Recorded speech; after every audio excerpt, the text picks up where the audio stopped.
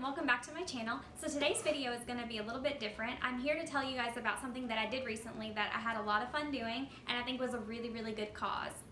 So my sister and I took part in a benefit for the Freedom Farm Animal Sanctuary here in my state. It was a 5K, and even though it rained, it was a really fun experience, and I wanted to show you guys some of the things that they gave us and also some footage and videos of the 5K itself.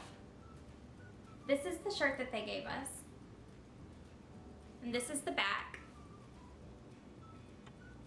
So I don't know if all charitable events like 5Ks and things like that give you a free shirt, but they gave us a free shirt as well as a puppy dog backpack, which we thought was so cute. We thought it was really adorable and really nice of them to give us that, even though we were paying to go to the event.